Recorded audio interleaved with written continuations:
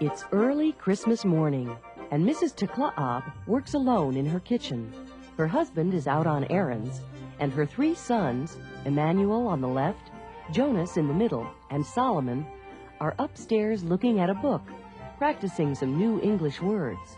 The Tla'ab boys do not help their mother in the kitchen or with any household chores, which is common in Ethiopia, the country in eastern Africa where the Tla'ab family comes from.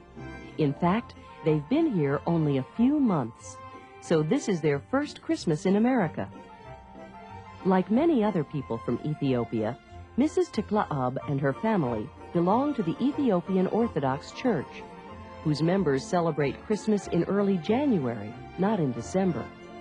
For Christmas dinner, she's making a real Ethiopian feast, a chopped fresh vegetable salad with lots of onions, which are commonly used in Ethiopian cooking, a chicken dish called dorowat, and kewat, a very hot, spicy beef dish.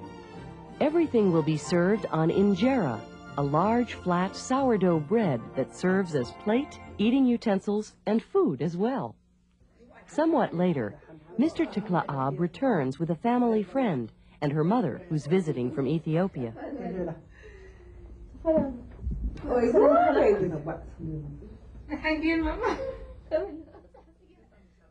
After Mrs. Tla'ab greets them, she returns to the kitchen to make a special spicy coffee that's almost always served to guests in Ethiopian homes.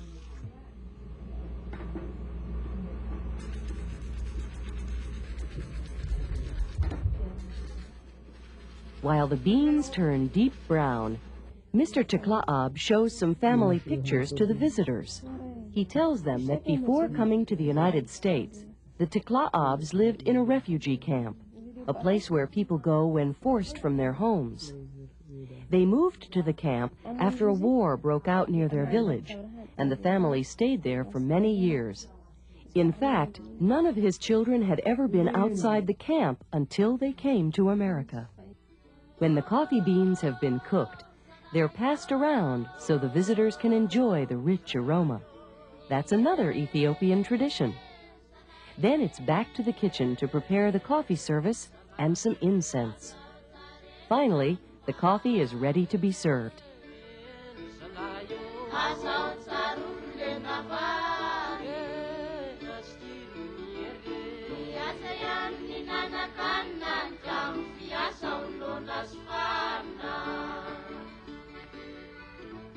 Christmas dinner is somewhat informal, with one exception.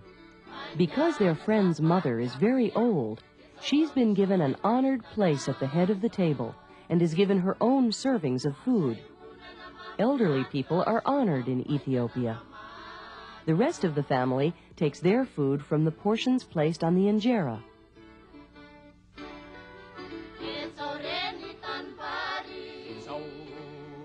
The young Tla'abs come to the table whenever they get hungry. The children's Christmas presents are handed out after the company leaves. It's an especially exciting time for Jonas and his brothers, not only because it's their first Christmas in the United States, but also because they're getting toys. You see, these are among the first store-bought toys the boys have ever received. The only toys they had in their refugee camp were ones they had made for themselves, such as mud marbles. It's not long before Jonas has figured out how to work his walkie-talkies. Emmanuel seems equally taken with his gift, and so does Solomon. As he watches his sons, perhaps Mr. Tla'ab thinks how fortunate it is for his family to be in a country where people understand that differences are wonderful and enriching. Yet they also understand that despite those differences, we are all brothers and sisters who share a common home, a home made better by the message of Christmas, that we can all live together in love, peace, and joy.